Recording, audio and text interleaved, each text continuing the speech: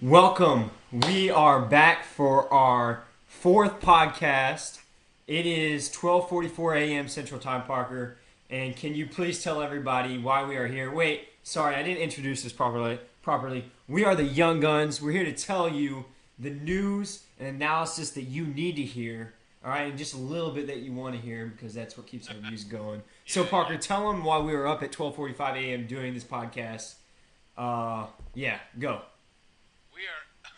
Well, first off, I just want to announce viewer discretion is advised for this next quote I'm about to say. QBs are overrated, pompous bastards, and must be punished. That's why we're here. Quote from Buddy Ryan. Just want to throw it out there. That's kind of how we do the podcast here. We go straight after you. We shoot straight, and we say stuff that people can't say on TV. By the way, shout out to Buddy Ryan. God bless you, man. R.I.P. Had some great memories as the Oilers, as one of the Oilers coaches. Just let's get this show on the road, buddy. I'm ready. All right, and we are also here because NBA free agency started exactly an hour and 45 minutes ago, and we already have three not confirmed signings, thanks to DeAndre Jordan and Chris Bosh, but almost confirmed signings. Okay, so but we're going to hold that back a little bit, and we're going to start off with our news, Parker. And all my soccer fans, give me a shout out because Chile wins the Copa America 4-2 on penalties. This happened about on Monday, but we haven't recorded a podcast since Saturday, so I just want to make sure everybody else knows who maybe just be following a little bit. Big thing about this is Argentina loses again in a major soccer tournament. Messi, quote unquote, is retiring from international soccer. I expect him to be back, so Argentina fans, don't get your hopes too low because I think he will be back. I just think he's really frustrated with all the pressure on him because, soccer players, they're divas. I still like watching them, though.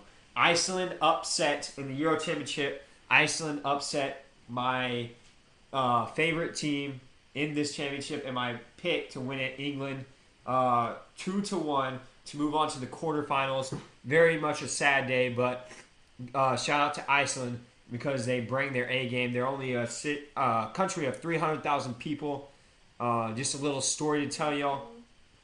The funding for Iceland was kind of low, but they were able to send out some people into these remote villages. I don't know, about 10 years ago, and set up soccer fields and actually kind of soccer gyms because in Iceland, if y'all don't know, like 4 months out of the year, it is totally black, like super black, dark. You can't see anything unless you have lights. And in Iceland, they don't believe in lights, I don't think.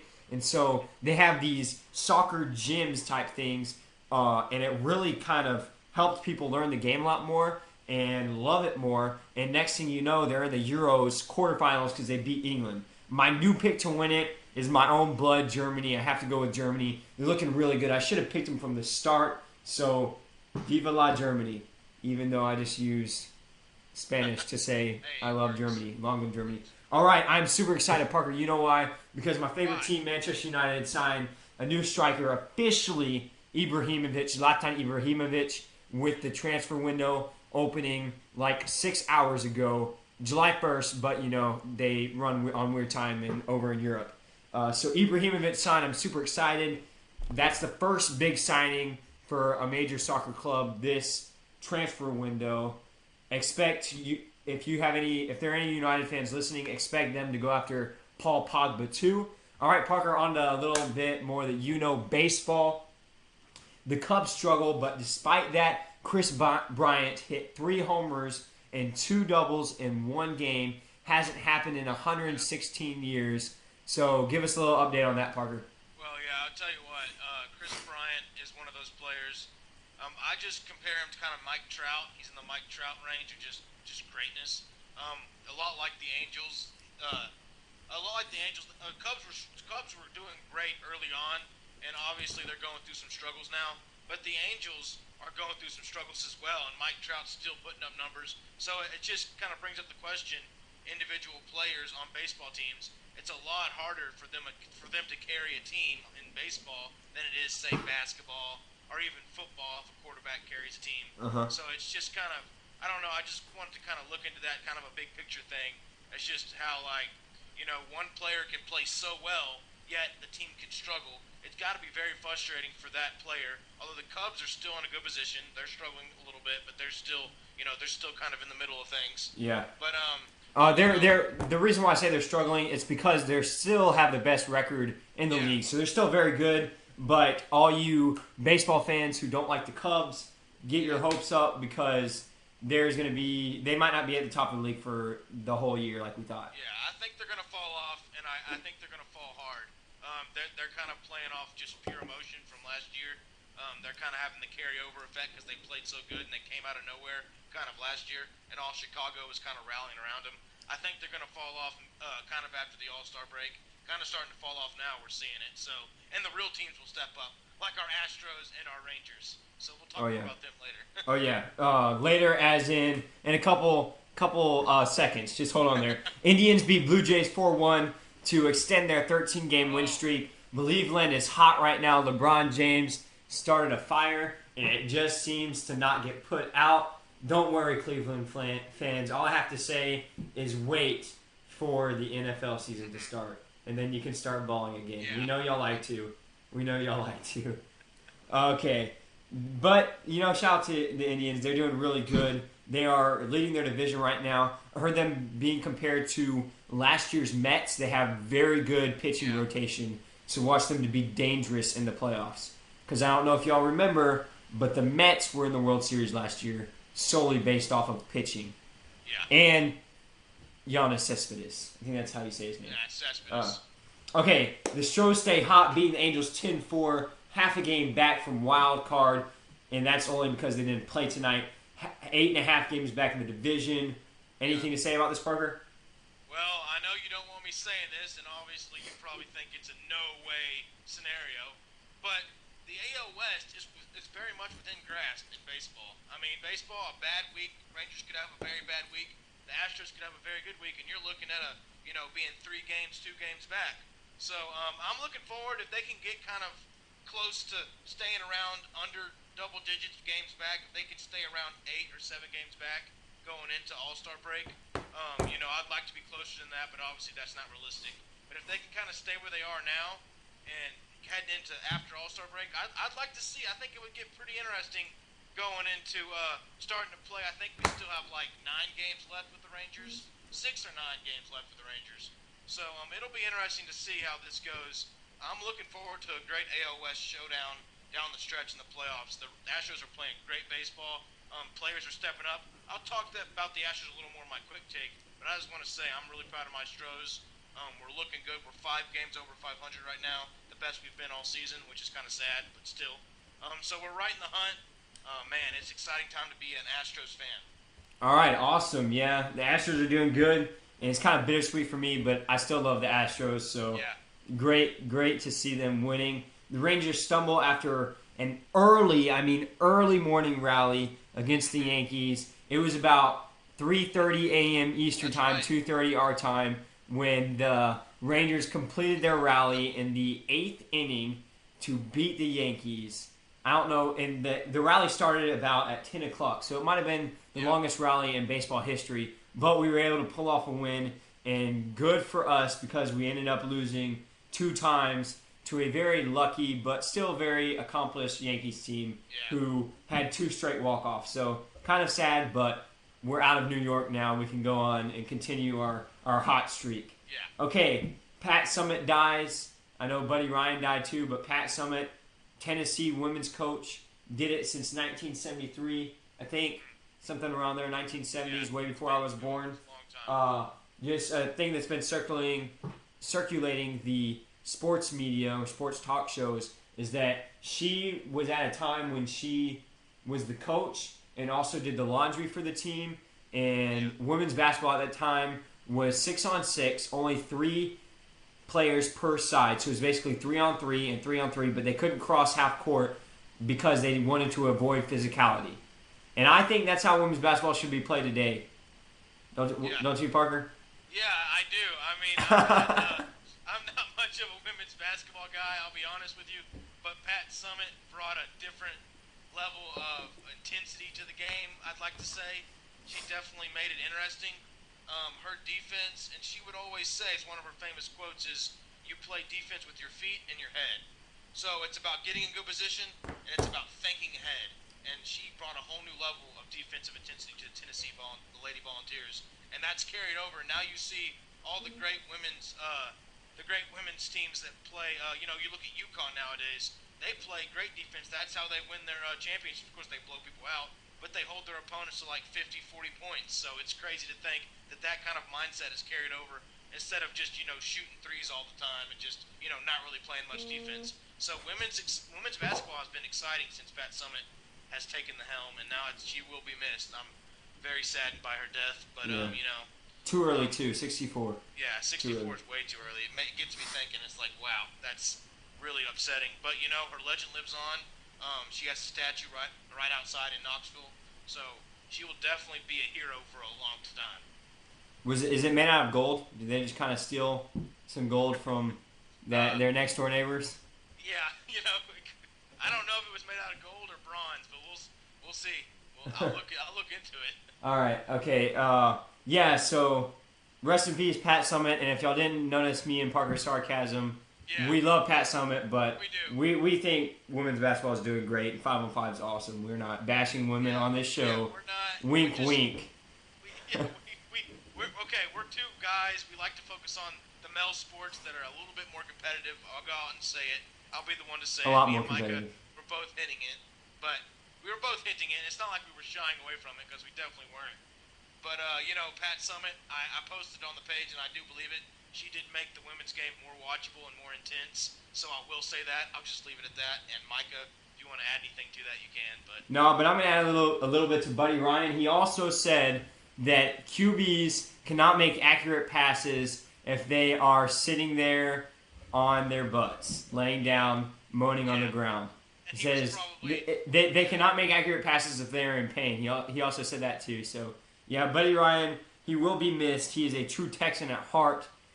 Coach, defensive coordinator of the Oilers, coach of the Philadelphia Eagles, and best of all, he hated the Cowboys. And I'm just gonna leave it at gotta that. love that guy. And I just want to add that the 46 defense was his baby. He kind of made it what it is. It's kind of kind of the same thing Wade Phillips liked to do, which is rush the passer at all times, hit the quarterback as many times as possible. Not a very smart defense, just about pretty much hitting the guy in front of you as hard as you can and getting those one-on-one matchups by just sending numbers at the quarterback and just pretty much making the quarterback turn into a little baby. That was basically his scheme, was just to get after the quarterback, and it worked. It worked for a majority of the time. He was a very beloved coach anywhere he went. All the players loved him. He had a rough style of doing things, but it was an old school time back then, and you can definitely see it in Rex Ryan and and his other son. I can't remember his name. Rob Ryan, Rex Ryan, and Rob Ryan. You can definitely see it in their coaching styles as well. They definitely believe in getting after the quarterback and blitzing and playing just a tough. Yeah, tough very defense. aggressive, tough, like beat you down, punch you in the mouth attitude. That's what I've heard. That's what I've seen. So yeah, it's gonna be. Buddy Ryan was way better than Rex, Yeah, definitely. or Rex's brother. I even forgot what his name is. Yeah, Rob. Like Rob Ryan. Yeah. He's way better than either of them ever will be. Rex is still good, but Buddy was the best. All right, big news, Parker. Johnny Football Oh, announced that he was going to be sober July 1st. It is officially July 1st. So hopefully Johnny Manziel is not drinking it up right now or smoking it up, but I highly doubt it. I mean, I love Johnny Football, but I put way too much trust in him. I do not think this will stay, but maybe it will. Maybe he'll finally turn his life around. yeah, and to give our viewers a little background on where I'm from, Kerrville, Tivy. I went to the same high school as Johnny Manziel. Didn't play with him. Kind of just missed him. Just moved to Kerrville right after he graduated. But I hear a lot of negative things about him. Even the guys that were kind of cheering for him when he won his Heisman, this whole town was buzzing. But now the truth kind of comes out one by one. More people I talk to, and a friend today said he walked into Hibbett's, our local sports store here in Kerrville. Not a big sports store, but he was here in Kerrville hanging out. So I don't know what he was doing, but obviously he was probably hanging out with his old drinking buddies and partying. So I mean, there's not much else he's known for. And the fact that he gave a specific date, July 1st, it makes me think that he just partied those 2 days before. And it turns out the NFL officially suspended him which is kind of a formality at this point. He was pretty much done. It's kind of like suspending Aaron Hernandez. It's like there's no point in even saying it. He wasn't coming. He wasn't coming to the league anyway. There was really no point in officially suspending him, but the NFL kind of did that. So I'm praying for you, Johnny. I hope you turn out well. But odds are your NFL career is over, at least for now, unless you can have like a Michael Vick comeback story or something. But if you do have a comeback story, you are also 4 games suspended. Sorry, excuse me. I keep on messing up. My bad. 4-game suspension for probably substance abuse, breaking that policy. And he's also got a domestic violence charge too. Yeah, so 4 games I would say would be light, and he should be happy about it. But it's kind of sad to see a waste of talent. Very, very much so. All right, okay, moving on. Andrew Luck, $140 million, 6-year contract for $87 million guaranteed. That is now the biggest contract on all aspects: full money, guaranteed money, and money per year. So he is officially the highest paid player in the NFL. $87 million guaranteed, is not the highest. It's still $22 million under Ndamukong. But besides that, he is the highest. But I'm hearing reports that say like the $140 million really means nothing, but it does mean a lot. It's just an injury, non-guaranteed if he gets injured. But if he doesn't get injured, he is fully guaranteed that money. So, I mean, it's kind of 50-50, but I'd say he's probably going to get around $100 million of it. Yeah, and I think I agree with that. I think it's smart to do with the injury thing because nowadays, knowing Andrew Luck, he's playing quarterback. They get hit a lot, even though he's physically demanding, and he's definitely got the body for it. He's still playing in a very tough division that has a couple of great, some great defensive linemen coming after him. At least the Texans are going to send some boys after him twice a year. So, as the Texans fans, we kind of hope to see him stay injured and not really get the money. But we'll see how it goes. Andrew Luck is a great player, but getting paid that much for kind of not doing a lot these last couple of years, although I know he's been injured, I don't know if he deserves the money or not. It's kind of up for debate at this point. He 100% deserves it, I think. He should get more. He deserves the money? Football players should be the highest players out of any sport, and they are the least paid players, mostly because they don't get all their money guaranteed, and it's the only sport that does that. And I can agree with that, definitely. And I can also add that... So, relatively, he may not deserve the money, but bigger relativity, worldwide relativity, he 100% deserves the money. Worldwide, I can agree with relatively with the other NFL players and the other QBs that are out there that are way better than him. I think he shouldn't get that much. But, you're right. Football players don't get paid as much as these NBA players and these MLB players are getting paid nowadays. It's crazy how much they get paid, but, it's just how the cookie crumbles. Yeah. So, I mean, we'll give y'all listeners some reference of what we're talking about in a second when we get to NBA free agency. Okay, Rolando, I think that's how you say it, McClain, of the Cowboys, linebacker, very good linebacker for the Cowboys, was suspended for 10 games. So, it's another thing about the Cowboys just signing thugs. I don't really know what he was suspended for. I think it was substance abuse, but I mean, no. Yes, I think it was substance abuse policy. Yeah. I don't think it was like human growth hormones or performance-enhancing drugs or anything. I think it was just mainly like weed and beer and all that stuff. Something small, but he's obviously. From how big the penalty was, he's probably broken it before. This isn't probably his first offense. Yes, he's probably hooked on something, whatever it is. So, Cowboys and their players, hiring thugs, like we said. There's really no other thing I want to comment on that. Yeah. We'll have plenty of time to bash Cowboys, but for now, dang, feel sorry for you, Cowboys fans, but your team's already falling apart.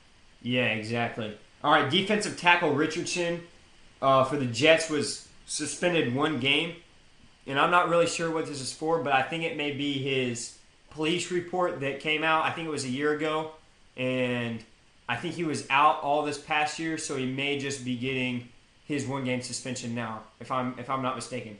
But it's something minor, Jets, don't worry. It's just 1 game. It'll probably be better for him coming off of the injury to have that game off than to rest and kind of get back into the groove of things. Okay, on to NBA free agency. We're going to talk about some news and more. Durant is 90% sure that he is staying in OKC. I've been saying it for a while now. He's not leaving. He shouldn't leave, and this kind of says it 90%. But thank you, DeAndre Jordan.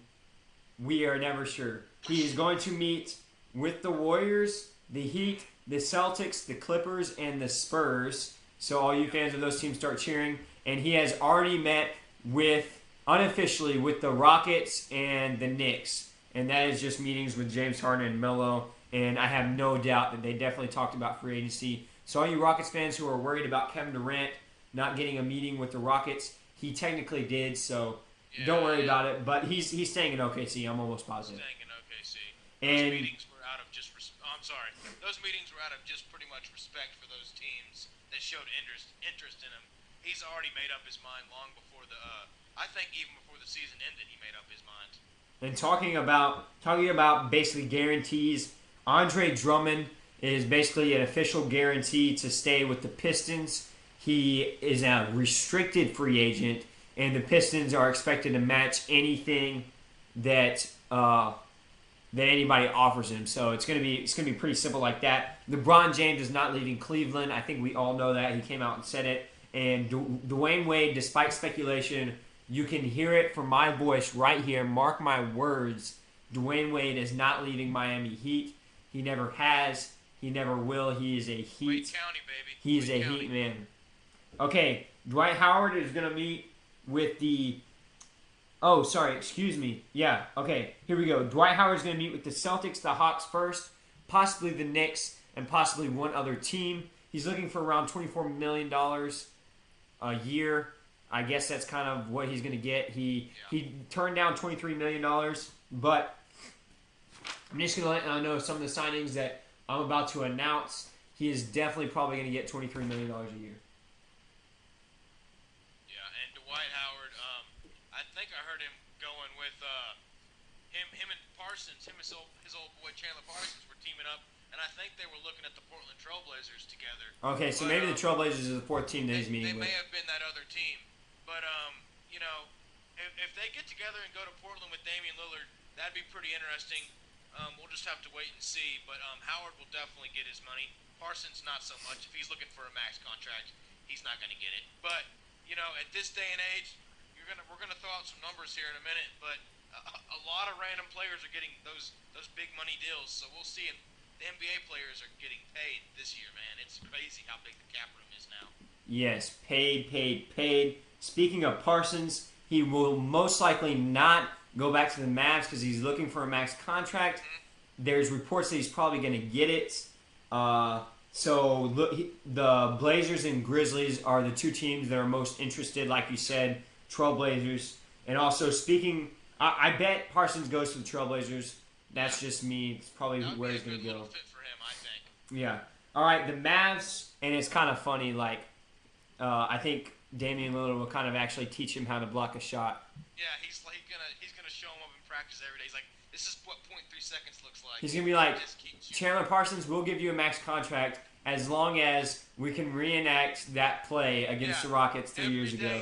Every day in practice, that's what we're gonna start practice with is that play. You're gonna have to block it. We're gonna start practice. So I don't know, we're joking around, but that really hurts. Obviously, it stings a little bit. You can tell in our voices. Yeah. That play did not do us good. It hurt. It still goes through my mind. But yeah, I still love Dame. Speaking of the Mavs with Chandler Parsons, the Mavs are going to target Nicholas Batum to try to replace him, Mike Conley, and Hassan Whiteside. So maybe they get one player. I think they'll probably get one of these three. I'm not totally 100% sure, but the Mavs are always in this mix. Yeah, they always are. They're big spenders with Mark Cuban at the helm. You know he's going to land someone. And like I said, and you said earlier, Mike Conley is probably going to go to the Mavs. Yeah. It's a good fit. That would be a great fit for him, man. It's a good fit, but I'll talk more about that in my not my hot take. Sorry, we're not trying to get clickbaits or anything. My quick take. Yes. Just a quick take. All right. Jimmy Butler came out and said that Miro Rose had to go. Tracy McGrady kind of put him on the spot because it was on his show. Something about hooping. I don't know what it's called. Yeah, I think it's called The Jump. The jump, yeah. It's him and Rachel Nichols, but Rachel Nichols carries the show, but T Mac does have his input. As wise as he may seem, I guess he thinks he is, but Yeah. it's a pretty interesting show. But as you were saying, Yeah, so basically, T-Mac put him on the spot. Jimmy Butler couldn't really answer it, but you could tell there were chemistry problems. I will get more to that also in my quick take. Okay, now for some actual free agent news. With the free agent market opening, there have been 3 official free agents who have signed, and we will tell you that when we get back. Cliffhanger for you. I'm Mike Niemeyer, joined by Parker Ray. We are the Young Guns, and we will be back in a second. Welcome back. We are the Young Guns. I'm Mike Niemeyer, joined by Parker Ray. We shoot straight the news and analysis of sports that you need to hear, and we are super excited, and we are going to give you some information on signings. Just remember, guys, I'm going to give a little backstory to this. Nothing is official till July 7th in 1 week. You can talk all you want. You can agree all you want. But as DeAndre Jordan will say, nothing's official till July 7th. And I know I've just been throwing out DeAndre Jordan's name. Basically, guys, if y'all don't know what happened last year, is he agreed to sign with the Mavericks. And like 3 days later, the Clippers were able to rally the troops in my own home of H-Time and basically say, we want you back. Like, baby, come back. Pretty much. They locked him in a house, played some video games till midnight, signed the contract. Let's fly back to LA for some hoops. You know what I'm saying? All right. With that being said, before y'all get, because y'all are going to be very surprised by what I'm saying. Some of y'all are. The money cap was at $63 million last year, Parker. It has jumped to $94 million. So this is the max cap that a team can pay all of its players combined per year. Get this, per year. All right, so it jumped from $63 million to $94 million. The minimum payroll, which is you have to at least fill this, which means teams are going to be dumping money to be able to fill their teams with maybe not even that great players, but they have to pay. They have to dump this money because their cap was $63 million. Now their minimum payroll is $85 million. So the minimum payroll is like almost $20 million more than what the cap was last year. So money is going to be drained. I mean, just like thrown in the faces of these NBA superstars and not so superstars. And next year is expected to jump to $110 million. So look for some teams to just sign 1-year deals with some players who know they're going to be able to get their money next year as well. Okay, 4 guys have officially agreed to contracts. We're going to start off with Joakim Noah, very good friend of Derrick Rose, who got traded to the Knicks, and he's going to follow in his footsteps. 4-year dollars. 4 years, $72 million. That's $18 million per year, which is a whole lot of money for Joakim Noah. But just remember, guys, he did win Defensive Player of the Year a couple of years ago. It's all about injuries. That's kind of how the Knicks are going to basically play out their season. It's about injuries with Derrick Rose and Joakim Noah. That's pretty much it. So, I mean, if they can get the injuries, good. They will be a legit team. All right, next, Timothy Mozgov, who played a total of like 5 seconds in the NBA Finals this year. Like, I'm not bashing him, but he only played 5 seconds in the NBA Finals. And the Lakers just signed him to a $65 million deal over 4 years, $16 million a year. Okay, I know money's coming out of the wazoo. I don't know if it should come out that much, but just remember, guys, he did play pretty well in the finals last year. He is a solid player. He can get some boards. He can protect the rim. He's decent. So, I mean, he's probably underrated, but I don't know if he's, even with the salary cap, I don't know if he's 4 years, $16 million a year good. What about you? I'd have to say that as well. But, I mean, he's a big guy. He fills the lane. He blocks shots, like you said. He's a lot like Omer Asik. I guess Omer Asik's with the Pelicans now, but he's a big body. He's gonna do his job. He's gonna get physical. There's not much else to his game other than just getting rebounds and blocking shots. I mean, he's a defensive presence. Offensively, I don't know. I don't know what his stats are on that, but they're obviously he's not going to get you a lot of points. He's going to get some putback dunks and stuff like that, and some just little lobs to the rim. But that's about it. So I mean, that's a lot of money for a guy that should probably only be getting like $2 to $3 million a year, in my opinion, maybe if that. So it's just crazy to think.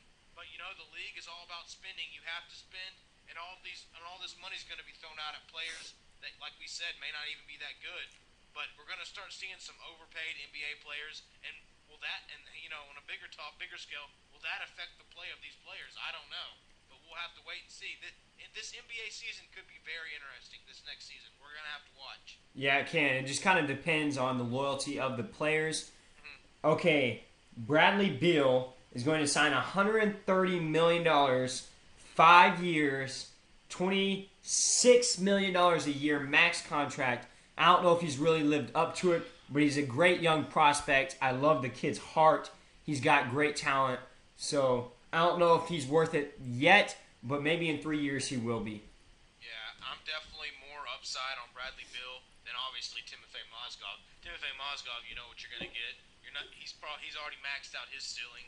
I think his potential is already, we've already seen it. Bradley Beal, he could be a star player for a team. I think he could if he had the right, motivation. Obviously, this pay is going to motivate him. So we'll have to see how it goes. He's an offensive presence. Defensively, obviously, he needs some work, as a lot of superstars in this league. But offensively, the dude can shoot the basketball. He can take you off the dribble a little bit. Not the best driver, but, he has a great mid-range game and a great three-point game. So we'll have to see. He's a great perimeter player. And I love watching him and John Wall tear it up. So we'll just have to wait and see, I guess. Okay, and we have a new update. DeMar DeRozan, one of the biggest free agents there is this year, just signed a record deal surpassing Damian Lillard's $131 million. DeMar DeRozan is signing a $139 million contract for 5 years to, drumroll please, stay with the Toronto Raptors.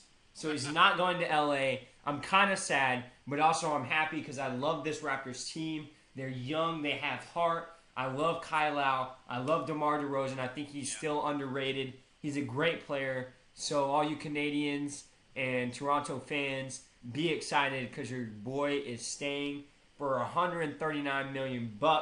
I think he's worth not every penny, but close to it. What about you? I do too, and I think that is actually being fulfilled. Like the max contract is actually being put to use now. I think it's actually justified with DeMar DeRozan. It's the first name you've said that I'm actually like, yeah, that guy deserves every penny because he worked his butt off in the playoffs. He showed up big time for this whole postseason. He was great. Him and Kyle Lau were tearing it up. That's a great duo for years to come in Toronto. Toronto, be excited. Drake, write a song about your boy DeRozan. I'm sure you already have. But dang, this is exciting news for Toronto. Actually got me a little excited. I love Toronto. That's my favorite team in the Eastern Conference. So I'm happy for them. Okay, yeah, I mean, that's great. That's awesome. DeRozan's re-signing. He's going to be the guy. And that's pretty much it for now for updates. But yeah, you can definitely know that Drake is pretty happy about this. So basically what we're saying is there's been 2 max contracts already, 2.5 hours in, basically 2.5 hours in. And DeMar DeRozan was pretty much worth it, considering if you just hear max, he deserves a max contract. Yeah. It's a lot of money, but he deserves max. Bradley Beal probably doesn't, but then again, money is coming out the wazoo, Potential. as I like to say. I don't know, I just love the word wazoo, you know what I'm saying? It's a great word. Okay, talking about the New York Knicks, one of my personal favorite teams. We talked that they already got Joakim Noah. They traded for Derrick Rose, and now they're kind of eyeing their 5th guy for the starting lineup. And some people that might fit that are point guard Austin Rivers, but he can also play shooting guard if he has to. He can definitely play with Derrick Rose because he plays well with Chris Paul. Evan Turner, small forward for the Celtics, very good. The Celtics should re-sign Evan Turner because he helped them out a lot last year. I think they're just kind of waiting to see what Durant does, but don't worry about that. I think Turner should re-sign, so maybe the Knicks can steal him. Eric Gordon, he's a pretty good player. I mean, He's kind of Yeah. middle of the line, but he will get paid a lot of money. So maybe will. he's definitely worthy of being a 5 guy, I would say. Yeah, I think so too. He'll definitely get paid. I mean, he'll be right up there with Bradley Beal, I think, in the same amount of pay wherever he goes. I think they'll end up throwing money at him, maybe a little bit under Bradley Beal because Gordon's a lot. I think he's a little bit older than Bradley, but Eric Gordon can definitely score. He can shoot. He's a stocky guy. He's not as tall as the most shooting guards, but he's stocky. He's explosive. He can put up points in a hurry. So I mean, I kind of like his game. I don't know where he'll go, but I'm pretty sure he'll get paid, especially with all this money being thrown out, like you said. Yeah, so I think out of the best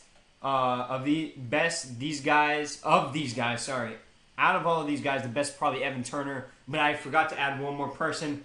Our guy Courtney Lee, still a great, solid player. So I think he would be a perfect fit. I feel like the Knicks can easily sneak him in, pay him somewhere around $15, $16 million a year, and probably still fit him in the cap if they don't get Howard. So yeah. He's a great defensive stopper. Definitely steps up. He always plays hard. He can shoot the three, and he plays great defense, and he's really athletic. So he's a great guy to have on your team, especially as a role player. So yeah, I think Knicks could give him a pretty good amount of money. Not the max, obviously, but yeah, like Micah said, 16, 15, that'd be perfect for him. Okay, and for DeMar DeRozan, his contract is about $28 million a year. Okay. So just kind of a reference. Yeah. That's a lot of money. That's but big still, time. But he deserves every penny, like you said. Yeah, he deserves every single penny. Okay, that is almost it for free agent talks. Now, you hometown fans, the Rockets are going to eye Durant, Kevin Durant, Al Horford, Hassan Whiteside, and Ryan Anderson in free agency. Look for them to sign some other smaller players to fill in holes, but they definitely have enough to sign 2 marquee free agents to max contracts. So just kind of think about that. We can definitely throw down some money. So if we wanted to sign 2 big guys, we could if they were willing to come here. So I mean, just keep your fingers crossed because we do have support players that can play well around them still, despite the sadness of this year and how they kind of let us down. Okay. So yeah, I think the Rockets have a pretty good shot at Horford. They're officially going to meet with him out of these guys. Whiteside would also be great rim protector, great rebounder. So Whiteside is always good. I like Whiteside. Will not ever complain about not getting enough touches, I don't think. No, Whiteside is like the same skill set as Dwight Howard, but he actually knows his limit, he knows his role, and he actually wouldn't complain. But like you said, I'm all for Horford, baby. Let's go big or go home. Al Horford's ready now. He knows his game. He knows his role. Yeah. He's used to being a role player over in Atlanta, and he can get it done, man. He's an all-star. I love Horford's game. He can shoot, run the floor. He can do it all. He'd be great with Harden, and he would actually give some veteran advice to the locker room and actually be a good veteran in there because he's a pretty level-headed guy. So I think Horford or nothing for the Rockets. I think we need to go after him big time. Yeah, so yeah, Horford's good. And basically what's going to happen is there's the top feeders, the Sharks, that are literally being fed this gigantic whale. Think 4 or 5 whales combined into this one huge whale, and there's like 5 sharks that are eating off that, all right? And then the bottom feeders are going to get the scraps, all right? And then there's going to be some top feeders, as I like to call them, like Timothy Mozgov, that'll get a really big chunk of the whale before it falls down to the big sharks. And so basically, right now we're hearing the big sharks, Bradley Beal, DeMar DeRozan, some of those big sharks. Joakim Noah was kind of snatched up with Timothy Mozgov, grabbed that. And so it's going to be kind of a domino effect. Once Kevin Durant falls and some other bigger guys like Horford and Whiteside fall, everything else will fall into place. And look to the end of free agency where GMs are just going to be throwing money at, I don't want to say terrible players, but definitely players who are unworthy. So, yeah, it'll be interesting. Yeah. And we will keep you as updated as we can on our page, so just stay tuned, viewers. We will cover this play-by-play as soon as we get the information. Me or Micah will post to the page, and we will keep you up to date on the new free agent stuff. So just be looking for it. With that being said, we will be right back for quick takes and our top 5 free agents of the year, of the free agency period. All right, see y'all in a sec. We are back with our quick takes. So, Let's make it quick. Parker, go. Yes, sir. My quick takes on my hometown team, the Houston Astros, threatening the Rangers for the AL West title, hopefully down the line. But I'm looking at kind of the big picture and just overall playing of certain players. Luis Valbuena has come on strong. He has the second best batting average on the team now, next to Jose Altuve, who is just lights out playing crazy. He is the leading he's the leading MLB MVP voter right now. I think just the way he's playing, he's definitely got to be one or two up on that list. And I got Carlos Gomez, who's coming in clutch, playing a lot better, patrolling the outfield. He was out with a rib injury for a long time. I think he was on the 15-day disabled list, but now he's come back strong. And ever since he's come, he gives us kind of a flair, kind of a spark that I like. Him and Valbuena both do. Valbuena's more of a power guy. Gomez is more of a speed guy. But those two guys in our lineup just give us more of a Latino flair that I think actually helps us and gives us kind of a spark and gives us kind of an identity as kind of a young team you really don't want to mess with. So I think I really like those guys. And my third guy is Caveman, I like to call him, Evan Gattis. He can catch, he can play DH, but most of all, he has power. And man, that boy, when he makes contact with the baseball, it's going out of the park, just a matter if he makes contact or not. He swings the baseball bat like a tennis racket. He gets the job done. When we have him batting eighth right now, actually, because our offense is just so stacked right now. But you know, him at the eighth spot shows you how deadly the Astros are right now when their lineup. Everyone can hit a home run, top 1 through 9. That's a big part of our offense is home runs, and everybody can do it. And just as a testament to having Evan Gattis, Caveman, batting eighth, that's just how deadly we are on offense. And my last pick and my last surprise of the year for the Astros on my quick take is Doug Fister. He has been our ace so far. He has been our best pitcher, surprisingly. Doesn't really have a lot of nasty stuff. He has a curveball that comes in at like 69 miles per hour, and he has a sinker he likes to throw low in the zone. They kind of like Dallas Keuchel did last year. Kind of likes to have that low in the zone pitch. They kind of get a lot of ground balls. He gets a lot of contact plays. He speeds the games up. When he's pitching, batters don't get a lot of breaks in between. They just go. So it's like he doesn't give you a lot of time to think about what you're doing. He just throws, and the next pitch he throws like pitch and catch, basically in the backyard. He simplifies the game so much, and when he's on, he can have like so many 1, 2, 3 innings. It's ridiculous. He doesn't get a lot of strikeouts, but he keeps the game going, and he's exactly what the Astros need as an ace for their type of defense because they have guys that are flying around out there making plays. So Doug Fister is my guy. I hope he keeps it up. I hope Keuchel keeps it up. We get him and Keuchel going for the postseason, and then maybe throw in another pitcher because for the postseason, you need about 3 guys you can throw in there, and then you can rotate because you do get breaks in the postseason. So I don't know if we can get Keuchel and Fister going, and then maybe Colin McHugh, I guess, would be our third guy, or Mike Fiers, whoever it is at the time. Get 3 guys going that are reliable. We can do some damage in the postseason. But I mean, first of all, we have to get there. Wild card would be our best bet. But you know, that's my quick take right now. I'm loving me some Astros. Just wanted to kind of give an honorable mention out to these guys, and just hope they can keep doing what they're doing. It's been great so far. I'm really excited. Awesome. My quick take is over NBA chemistry because I think it will play a big part in free agency this year. Despite what most people might think about money, which just play a good part, and legacy, chemistry is huge. You see Kevin Durant thinking about leaving OKC, and I guarantee you if his contract was up last year in OKC, he would have left.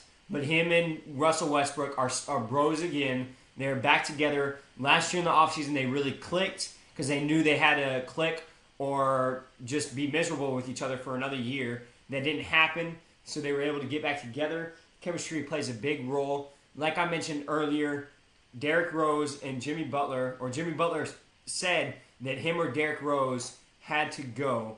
He didn't really explain it, but it just kind of shows that teams can have great players in this team all-star building super league, and chemistry can fall apart. We saw it firsthand with the Bulls last year, who was our most disappointing team, and our famous podcast that was not aired when we gave out NBA awards, and the Rockets were our other most disappointing team because of chemistry issues between Dwight Howard and James Harden. So chemistry still plays a very big role, and please, Daryl Morey, listen to me. Chemistry, I'll repeat it for you.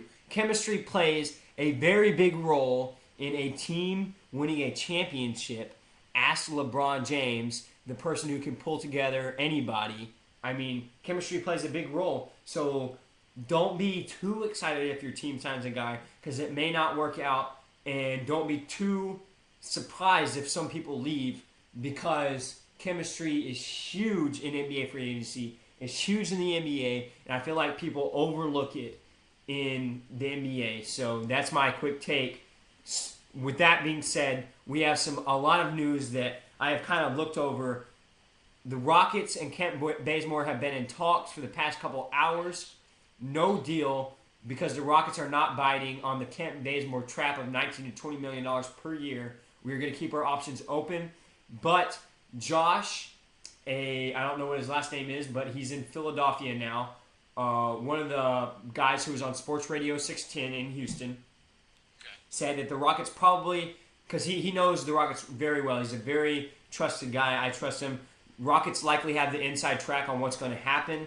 So, didn't sign tonight doesn't mean he won't sign. So, if y'all like Kent Bazemore, don't be too mad. I think he might be a good running mate with Harden if we're officially going to put Harden at point guard. But hopefully he'll stay on the market a little bit and be a security blanket. He has also met with the Grizzlies to no avail because of his big contract. Teams still aren't ready to bite because the Grizzlies want to get Conley signed and the Rockets want to weigh their options with Horford and stuff like that. I forgot to also mention Horford is going to be entertained also by the Thunder. So look at that. I don't know why they want to entertain him. Steven Adams is a boss. Their backup, Enes Kanter, is a boss. So I don't really see any reason to try to get Al Horford. But I mean, if you want to, go ahead. So I mean, if Al Horford is smart, he won't go there. So hopefully he doesn't. I'm going to also go back because we have a lot of stuff trending on Twitter right now, which is getting me a lot more information. By the way, Timothy Mozgov trending on Twitter, 84,000 tweets. Oh yeah, they're probably talking about how crazy the number of his amount of money he's getting. It's probably trending. I bet the salary cap is trending too in a way because all these players are just getting paid outrageous amounts of money. Okay, this is some interesting news. I'm getting more excited and more excited. It's like I'm Sherlock Holmes and I'm taking y'all on my journey. You know what I'm saying? This is just coming in, folks. We're getting this news right to you. So exactly. So as soon as possible. So this is like kind of what we want to do. Hopefully y'all will listen early tomorrow morning and like kind of maybe we can put y'all in our footsteps tracking this. Even though y'all will already have information, it'll still be very fresh. Chandler Parsons' meeting with Blazers just ended. Was offered a 4-year max offer. Parker, how do you feel about this? He has not agreed to it yet. Still going to meet with Memphis on Friday. That's probably the only two teams. Oh well, no. I mean, yeah, Trailblazers is definitely the option he needs to go with. He's getting offered a max contract. That just goes to show you how ridiculous. That guy is not a max contract player. He doesn't. He's a filler guy. He's a Velcro guy. I think he's a good locker room guy because I think the players like him and he's goofy and he gets people. He does a little bit of everything when it comes to getting rebounds, playing somewhat defense some of the time. Shooting the three. Sort of athletic I guess he's athletic for a white guy. I'll give him that. We're not afraid to say it. But, max contract just is unbelievable to me. He is not a max contract player. I mean, it's crazy, but you know what? I'm happy for him nonetheless because, I still do kind of like Chandler Parsons, and I'd rather him get out of Dallas. So, you know what? If it stings Dallas, you know what? I'd rather it sting Dallas and him leave Dallas and go to Portland. I think it's a pretty good move for Portland. I think Dame Dollar would definitely like having Parsons because he's a goofy guy, and he'll play second fiddle to Dame Dollar. He don't care. He'll let Dame Dollar do his thing, and he'll kind of fill whatever role needs to be filled during the course of a game. He can play defenses sometimes. He can shoot the three. He can be a spot up shooter. He can drive and create. So he can do a little bit of everything. It's just not as noticed because I think just his overall I don't know, maybe the fact that he's just not as athletic as most of those other guys, but he still gets it done. But max contract definitely surprised me. But you know what? I'm proud of him. So I'm sure there's going to be a lot more news to come like this. So, do you have any more updates, Micah? The Lakers are giving qualifying offers to 3 players like Jordan Clarkson and some other guys. That's just to their free agents. But the there's reports. These are just rumors, so I wouldn't take this as seriously as anything else. Everything else is guaranteed. This one's a little bit iffy, but Evan Turner, the guy who we said is a very good player, was offered a max contract by the Lakers, and some people have said that he has signed. I don't know how great that information is. 4 years, $160 million. I do not think that can even be possible. I think that's a hoax, but he might sign with them. And Still might go there. yeah, and so he still might go there, but they definitely have mutual interests, so it'd be awesome to see the Lakers steal away a player from the Celtics. I like both teams, but I love to see the rivalry flourish.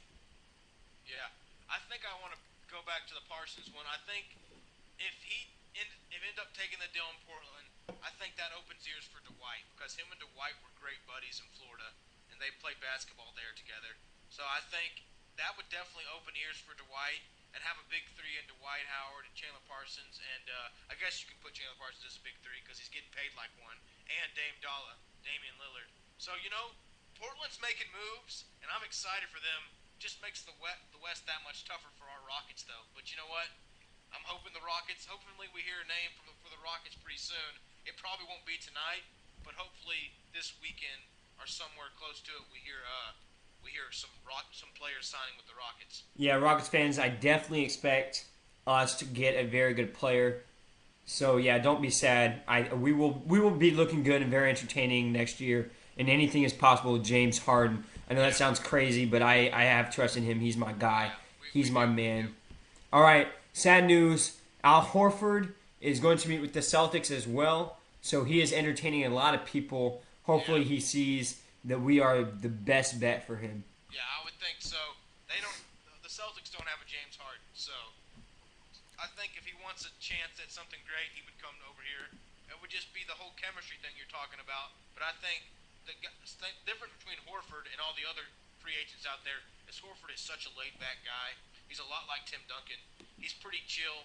He's not gonna demand much. He just wants to play for a winning team. So I think if he was with Harden, he would take a back seat happily, and Harden would be glad to share the spotlight with him. Because when there's a guy like that, as modest as Horford is, I think you have to take it. I love everything about Horford. He's such a great guy. I hope he comes here, man. I'm getting pumped just talking about it. Yeah, I really hope. I think we'll look very good if we get Horford.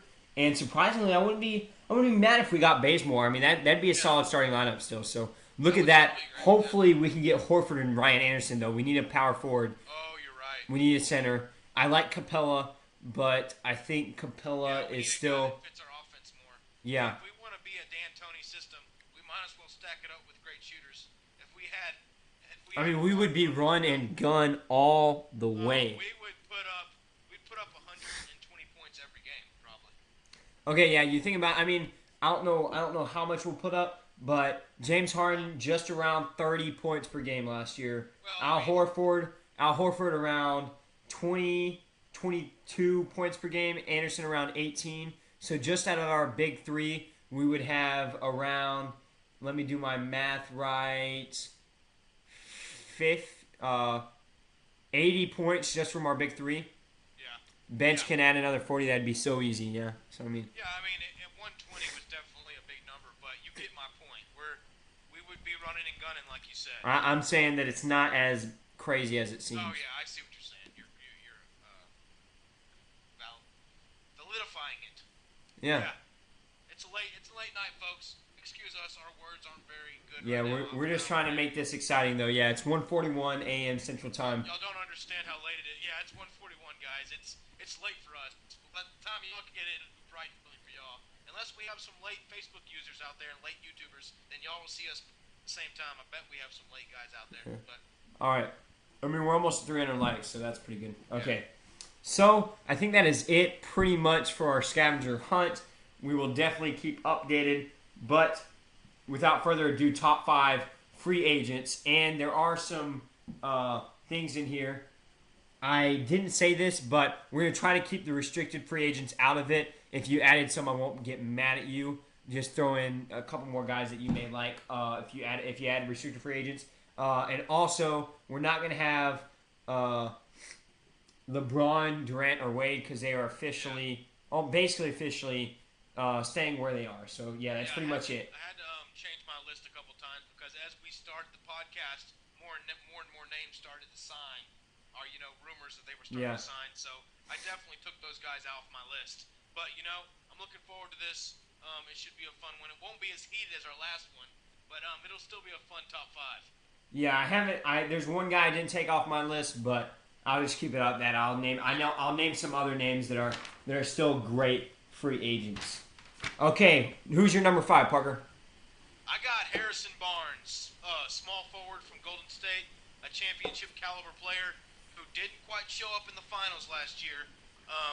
But I think if he would have made some more shots, obviously it's easy to say now. But if he would have stepped up in certain games in the finals, especially that game 5 when Draymond Green was out, if Harrison Barnes would have played even as half his potential as he could have, he would have been great. I like to call him the Black Falcon. I also like to go caw, caw, every time I use him on NBA 2K. Okay. Because he is the Black Falcon. He's athletic. He can shoot the 3. He can take you off the dribble. He can shoot mid-range jumpers too. He can pretty much do it all, and he's got the size. And you can kind of stick him at the 3 or the 2, either one.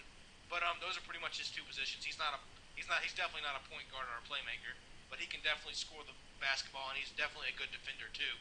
So Harrison Barnes is my number 5. Okay, before I say anything, Timothy Mozgov just bumped up from 89,000 tweets to 89.1 thousand tweets. So his fame just keeps rising by the second, Parker. It's crazy. They're all talking about how much money that guy got, that freaking Russian. He's getting paid, man. Yeah, he is. All right, my number 5 is none other than our H-time former center, Dwight Howard. He's still a great player. Despite some chemistry issues, I think he can still work it out. If he gets comfortable, he is one of, if not the best shot blocker in the league. Very great offensive player when he's comfortable around the players that he's playing with and when he's happy. So if he can find a place where he's comfortable, he is still a very great player.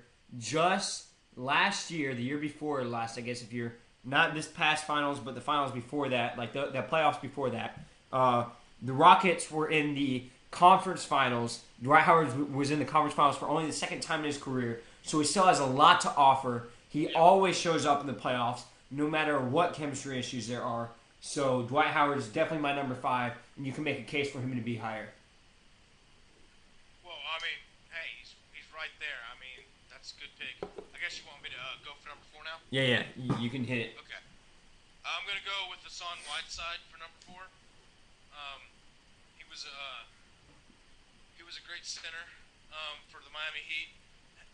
He was a great rebounder. He was a great defender. But I think he may end up staying in Miami from what I'm seeing. But I just wanted to put him on the list because the way I look at the center position is I place a lot more importance on it than my counterpart Micah. But we both have our different views of basketball. But I think the center position still needs to be a solid fundamental guy. And I think if Hassan Whiteside signs somewhere, I think the team will know success. I think he's one of the best young centers in the game. So I think the team will know success wherever he goes. I think he'll stay in Miami, though. I think he'll stay with Wade, and they'll find someone else to join him in South Beach. But Hassan Whiteside is my number 4. Okay, my number 4 is Big Al, or not Big Al because no one calls him that, Al Horford. He is my number 4. He's a great player. He can make plays on offense and on defense, mainly on offense, but he is a great player, run and gun. He just loves to play basketball. He wants to win, and hopefully he gets his head right and signs with the Rockets because he knows the Rockets are going places despite what the rest of the league thinks. So Al Horford's my number 3. He's been a great player for a long time. Still is a great player. Just 2 years ago, or a year ago, he was in the conference finals as well, playing against the Cavaliers. So that's my number 4. I like that pick at number 4, and I'm gonna throw in my number 3. I'm gonna go back to. I'm trying to throw some small perimeter guys in here because I mean, hey, you can't. From my opinion, this next guy is like a top point guard in this league. I got Mike Conley. He's played for Memphis his whole career, I think at least, from what I understand, from what I remember. But he's a free agent now. I don't know where he'll sign. I think either Mavs or what me and Micah think is probably his best option. Yeah, probably. But Mike Conley he's a great defender. He'll get you some steals. He plays like Pat Summitt said. He plays defense with his head and his feet, and he just knows the game so well. He has great vision. He can set up teammates like the best of them. He's like Rajon Rondo. He can pass, but he actually has offense to his game too. He can shoot the three. He's got a great 3-point shot. So Mike Conley, wherever he goes, he will definitely just take charge, and he will be the dominant ball guard, which is why I don't think he'd be a great fit in Houston, because obviously we need Harden having the ball at all times. So I think wherever he goes, he will be the guy for that team. He will run the show, and he will do it effectively, and he will do it with a positive attitude, because that's just the type of guy he is. So I love me some Mike Conley, and that's why I have him at number 3. Yeah, definitely a great pick. My number 3 is going to be none other than Hassan Whiteside. That's right, Parker. It kills me to say this, but this free agency is a free agency of bigs. Yeah. My number 3 is Hassan Whiteside. Mainly, I put him ahead of Dwight Howard, now Horford, because I feel like he's a little bit better than Dwight Howard now because of his attitude, because of his how young he is. He's like only 27, 28 years old, younger than Dwight Howard and Al Horford. And I put him above Al Horford just because I think in this league a rim protector is more important than an offensive center. But for the Rockets, I still think Al Horford is a better fit. So don't get me wrong on that. And I think with James Harden, he can definitely put up way better numbers than Hassan Whiteside. And Al Horford still plays great defense, but I have to put Hassan Whiteside above him at number 3 for some obvious reasons. Yeah, I agree with that. I think Whiteside. I mean, the thing is with these free agent list guys is that it's gonna constantly be changing. It's gonna be changing overnight, and we're just trying to keep our list as current as possible. And so it's definitely gonna be our opinion of who is the best free agent. So don't get mad at us if we don't have your free agent or the guy you want on the list. Okay, one more second. Sorry to cut you off. Update. Timothy Mozgov just keeps on getting more and more popular. Up to 91.5 thousand tweets. That's right, America. He's almost up to 100,000 tweets, and it is 1:50 a.m. Central Time.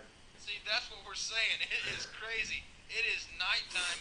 Y'all should be in bed right now. Y'all shouldn't be tweeting about Timothy Mozgov. Is he that important? But I guess America is saying yes.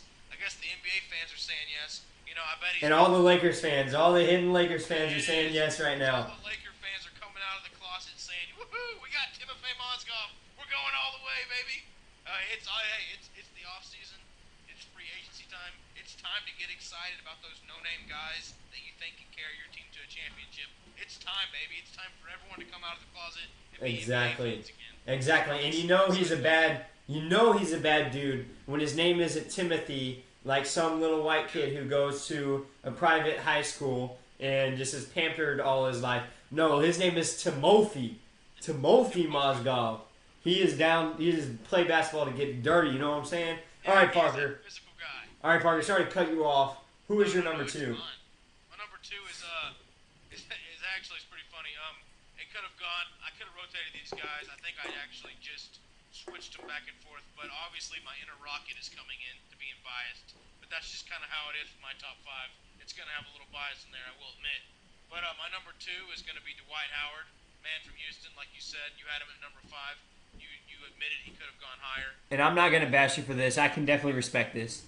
Yeah, and so anyway, I got Dwight here at number 2. And, I still think when motivated, he's the best center in the league.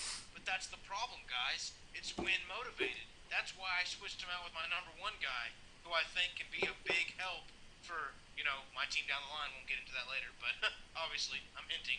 But anyway, so I got Howard at number 2 because I think obviously he's a great rebounder. He can lead the league in rebounds. He can lead the league in blocks. He can do about everything possible on the defensive end. He can be the captain of the defense. He knows when people should rotate. He's very good at communicating orders on the defensive end, which has been a problem for the Rockets. But when Dwight's in there, our team gets automatically better. I don't know what the statistics are, but I know our team plays a whole lot better on defense when Dwight's in the game. So wherever he goes, I'm hoping Portland now because I'm kind of getting excited about that little trio in Portland with Parsons and Lillard.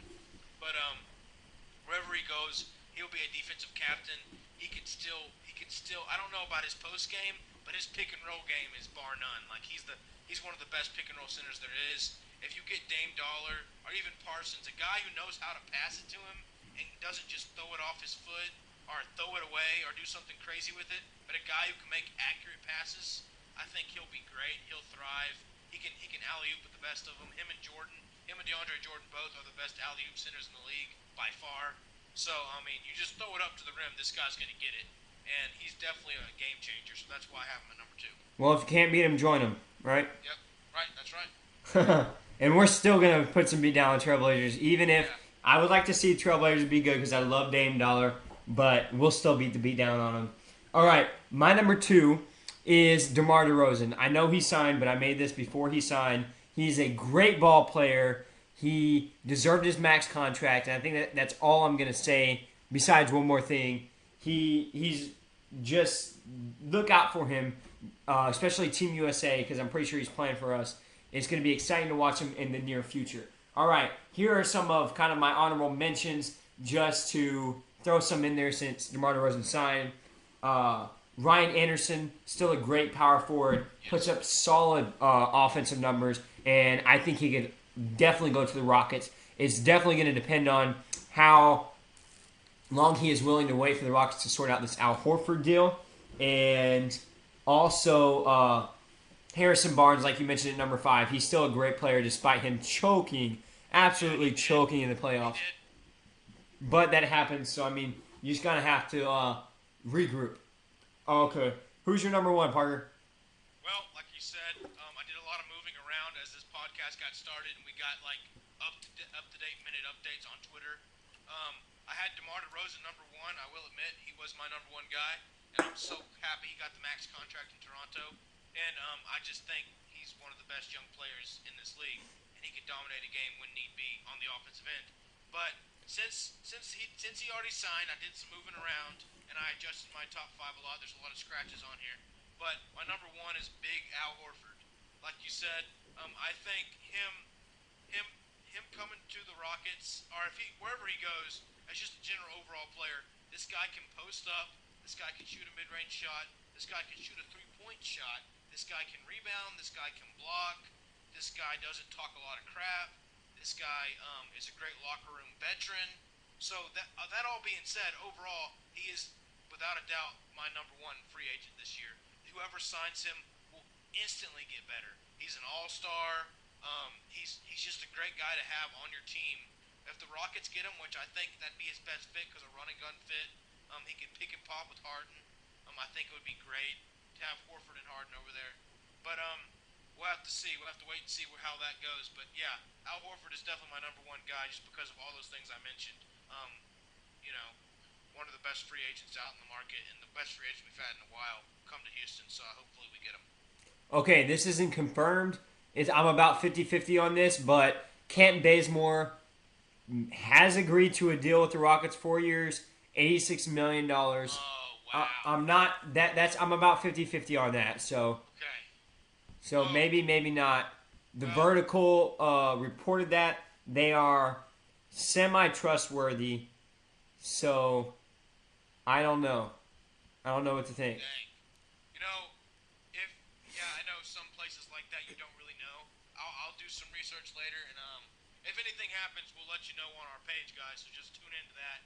But if anything's official, we'll wait till it's 100% official before we post anything to our page. Yeah. We don't want to be that type of page that's like, oh, are these guys trustworthy or not? We want to be 100% trustworthy. Yeah. So we're not going to have a shadow of a doubt before we post something. But if we do see something and we know 100%, we will post it. And I trust Micah. Micah trusts me. If he posts something, I will back him up on it. If I post something, I know he'll back me up on it. because we were both legitimate sports guys. So yeah, that's big news if we get Kent Bazemore. I hope that means that Horford's coming, because that still means we can still sign Horford. Yeah, right? so maybe that's some hope that we'll sign Horford. I don't know what 86 divided by 4 is. I'm going to figure that out real quick. If you can, Parker, yeah, do that. Okay. But there's also something else that came out. Kent Bazemore did not agree upon a deal with the Rockets in tonight's meeting. So there's mixed resources. But like Parker said, we will keep you up to date on the official ones. But like I said, Kent Bazemore not official, kind of 50-50. Evan Turner, probably only 20% that he's going to the Lakers, especially for that much money, because that would be a record. I don't think they'd sign Evan Turner to a record. But DeMar DeRozan, Bradley Beal, Timothy Mozgov, and Joakim Noah have officially agreed to deals. Officially. Oh, wow. Okay. Yeah, those are official guys. We've known that. Those 4 guys are official. Yeah, 86 divided by 4 is 21.5 million. So he'd be getting some pretty good money. Yeah, I honestly don't believe it, but I want to say the Vertical has put some good stuff out there, so it's probably 50-50. Yeah, and we'll just leave it at that until we get some other sources saying it, like a Yahoo Sports or an ESPN or something like that we know we can trust. Okay, another thing for Wade is he's never been the Wade has never been the wait. Sorry, I'm just reading some stuff on Wade, my bad. Okay. Wade has never been the highest paid player on the Heat, right? But so that's probably why I opted out to re-sign with the Heat, and I 100% think he will. But there are rumors that he could probably get 2 years, $40 million on the open market, especially with the Cavs. But I think this is just a lot of hoopla. Yeah. I'm almost positive he's staying with the Heat. Yeah. The mainstream media wants him to pair up with LeBron and King James and have another run at some titles in Cleveland, which I mean would be exciting to an extent.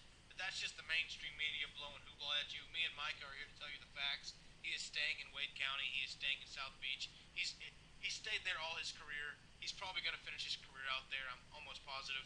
But yeah, that would still be exciting to an extent. But we're here to kind of nip that in the bud. Yeah. So yeah, Wade's not leaving. Okay. Done with rumors for now. Okay. Here is my number 1, and I'm going to explain to you why. My number 1 is Mike Conley. The reason why is because he is, I think, a very underrated player. I love Mike Conley. He's great defensively, great offensively, and he won 2 games, not by himself, but definitely was the main reason why the Grizzlies won 2 games in the playoffs last year against the Warriors, who went on to win the championship. So that's more than even the Rockets can say, even though we should have won a couple games. But I'm not going to get into that anymore. So yeah, basically, Mike Conley, I just think he's a great player because he rallies the troops. You saw what the Grizzlies were without him this year when he was injured. They were nothing. So the Grizzlies are dying to get Mike Conley back because they are almost in a full rebuild if they don't. So Mike Conley will be, I think, the top free agent besides Durant, Wade, and LeBron. That's just personally me. I think he's very valuable and very underrated. And I'll tell you, I'll agree with that because, he was my number 1, well, besides DeMar DeRozan, but DeMar DeRozan I marked off, but he was my number 1 perimeter guy on the list.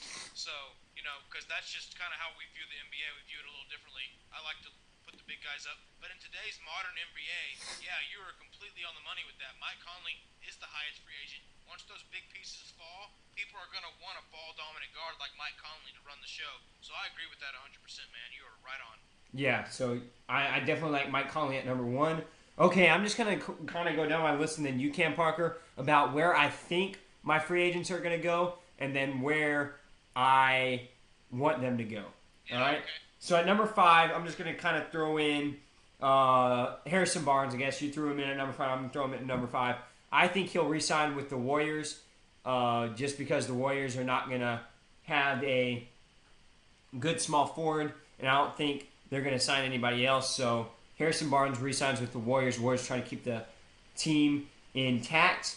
I think at number 4, Dwight Howard. I think he's going to go to Atlanta. I think that's kind of where he's going to go. Don't expect Atlanta to fully rebuild. I think they're still going to be contenders with Dwight Howard Dennis Schroeder and Paul Millsap still be very good. I think Al Horford is going to go to the Rockets. I think he's smart. Yes. D'Antoni, James Harden, what's not to love? I also think Ryan Anderson is going to go to the Rockets. I think that's going to be their two signings. I don't think Kent Bazemore is officially going. So You think that was just kind of a hoax? I think it was, but do not be surprised if we see tomorrow Kent Bazemore to the Rockets. That's all I'm saying. Yeah. So I think Al Horford, I think Ryan Anderson are going to go to the Rockets. I really hope so. Maybe 5% bias on that, but not too biased. I think Hassan Whiteside is going to re-sign with the Heat, like you said. Dwayne Wade's going to convince him to re-sign. They played very well in the playoffs last year. There's no reason to go anywhere else. They will probably pay Whiteside a max contract that he deserves. But if he doesn't go to the Heat, expect the Rockets to maybe get him if they don't get Horford. Also expect the Celtics to make a run for him. One more thing, Mike Conley reports that the Rockets are going to be able to get a meeting with him too. So, I mean, if Mike Conley goes, that'd be legit. But I really think that James Harden is our point guard. Okay, DeMar DeRozan, we know, went to the Raptors, and Mike Conley, I honestly think will go to the Mavericks. I think he's done in Memphis, despite my better thinking. I'm going to just go out on a limb and say that he's going to sign with the Mavs. Oh, and that's all the places that I thought they were going to sign. Mike Conley should sign with the Rockets, obviously, because they're the best team that is courting him, if you will. I think Hassan Whiteside should sign with the Heat, like I said. I already said that. Okay, Al Horford should sign with the Rockets if his head is straight on. They're still a great team. Dwight Howard should sign with Atlanta. Go back home. Play in a place like you're comfortable. Like I said, be in a comfortable place. Harrison Barnes should definitely re-sign with a team that won him a championship. No doubt about that. You can be around Steph and Clay. Get your game back together. Win 100 games. 82 games, I guess. Whatever it is. Win 82 straight games. Whatever you want to do, Harrison Barnes. Stay with the Warriors. Ryan Anderson, go to the Rockets. So basically, the theme of the night is go to the Rockets. Yeah, that's going to be a recurring theme for teams we want. So I'm going to just definitely just go out and just say the teams I think and the teams I want are pretty similar here for my top five. For Harrison Barnes, I mean, we're pretty spot on this together. I think Harrison Barnes stay with Golden State. I don't think they're going to land Kevin Durant. So I think they need to keep their small forward. And Harrison Barnes is the best small forward on the market besides Kevin Durant. And, well, DeRozan's shooting guard. So, yeah, I think you stay with Barnes. Whiteside, I think he needs to stay in. He needs to stay in Miami, develop there. I forgot the other places he interviewed, but I'm pretty sure that Miami Heat's the best place for him. So far, Barnes staying with Golden State, Whiteside staying with Miami. I want that to happen too as well. And Conley, as much as I love the Memphis Grizzlies, I think he's gone. I've debated these two teams, kind of going back and forth on this, but I think Mike Conley might go to the Spurs. Yeah, he's going to meet with them too. I think he might go with the Spurs. I think that fits his personnel. As much as I think the Mavericks have a legitimate shot, and they could still win him over because Cuban, he's very good at putting on a show for his teammates. Oh, also Whiteside is going to interview with the Mavs too. I forgot to say that. Okay, Whiteside's going by. I still think Miami will get him, but I think actually it makes sense. Mavericks could be a player for both those guys, Whiteside and Conley, because when you have Mark Cuban in the mix, Marky Mark, he gets stuff done. But still, Conley, I think he'll go to the Spurs. As much as I don't want that at all, I'd much rather him go to the Mavericks because I still think they won't be as competitive. But when he goes to the Spurs, I just kind of starting to fill in the shoes of Tony Parker's replacement because Tony Parker is definitely on the downhill swing of his career. And so I think him running a systematic offense like that, and where the point guard will be handling the ball because that's how Pop does it. He wants a traditional offense where point guard brings it up, they run plays. So Conley would be a great fit there.